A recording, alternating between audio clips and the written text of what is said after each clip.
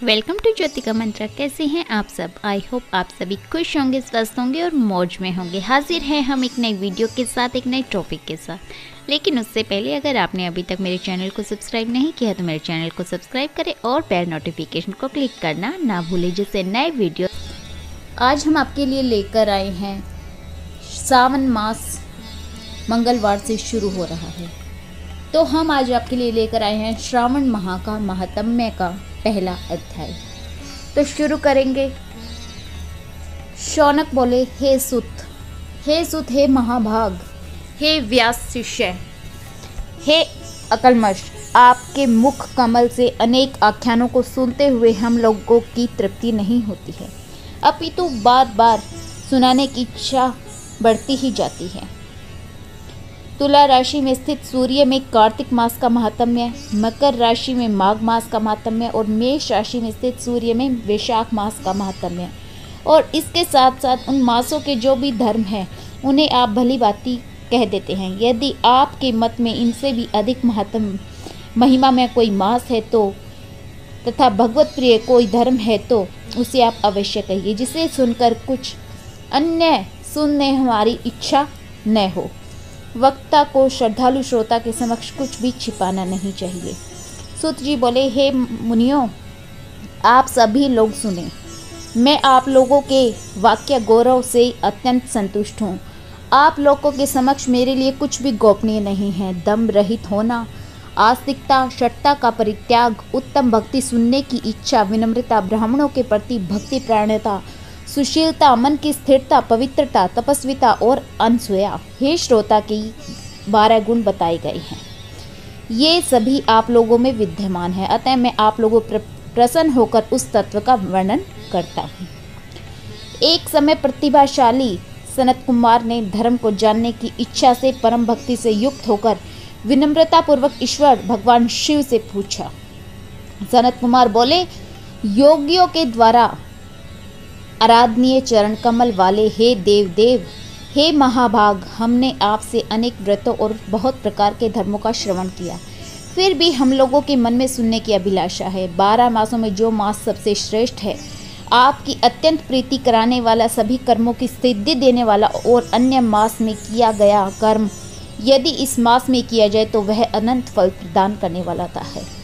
हे देव, उस मास को बताने की कृपा कीजिए, साथ ही लोकानुग्रह की कामना से उस मास के सभी धर्मों का भी वर्णन कीजिए। ईश्वर बोले, हे सनत कुमार, मैं अत्यंत गोपनीय भी आपको बताऊंगा।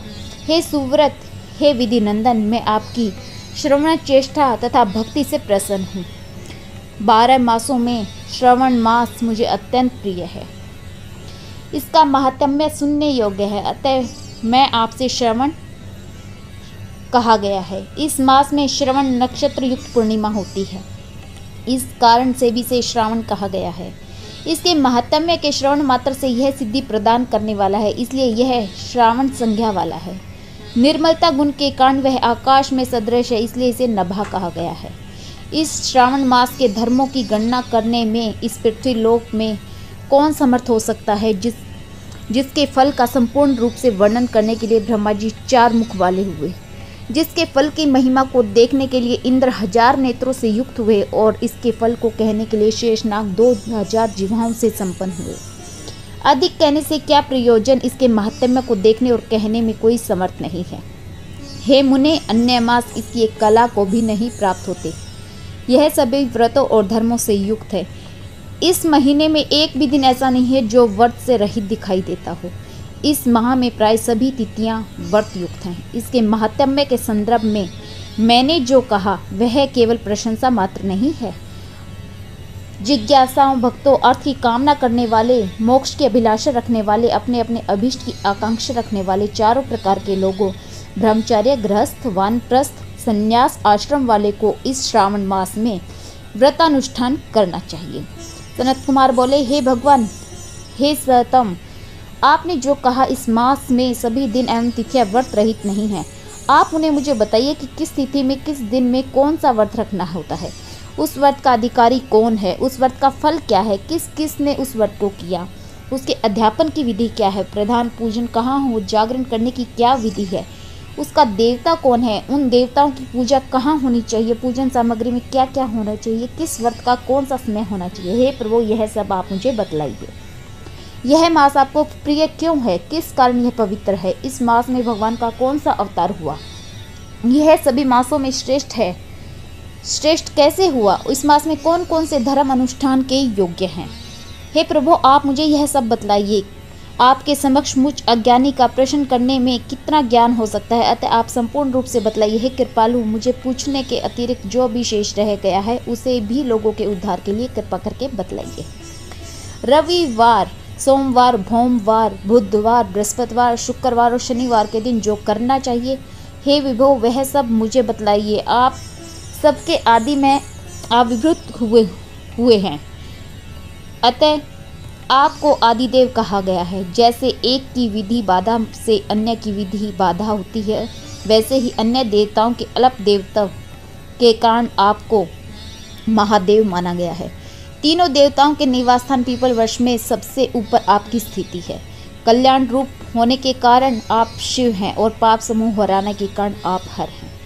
आपके आदिदेव होने में आपका शुक्ल वर्ण प्रमाण है, क्योंकि प्रकृति में शुक्ल वर्ण की भी प्रधान है, अन्य वर्ण विकृत है। आप कर्पूर के समान गौर वर्ण के हैं, अतः आप आदिदेव हैं। गणपति के अधिष्ठान रूप 4 दल वाले मूलाधार नामक चक्र में, ब्रह्मा जी के अधिष्ठान रूप 6 दल वाले स्वादिष्ठान नामक चक्र से, विष्णु के अधिष्ठान रूप से 10 दल वाले मणिपुर नामक चक्र से भी ऊपर आपके अधिष्ठित होने के कारण आप ब्रह्मा तथा विष्णु के ऊपर स्थित हैं।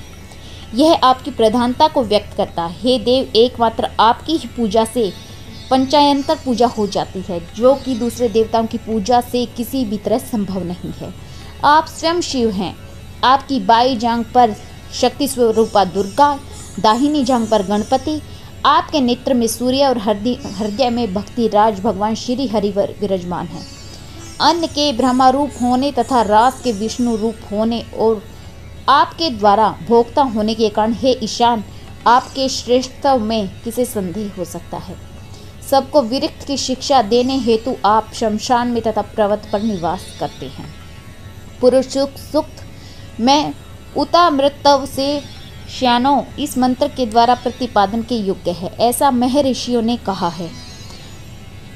जगत का संहार करने वाले हलाहल को गले में किसने धारण किया, महाप्रलय की कालाग्नि को अपने मस्तक पर धारण करने में कौन समर्थ था, संसार रूप अंधकूप में पतन के हेतु कामदेव को किसने भस्म किया।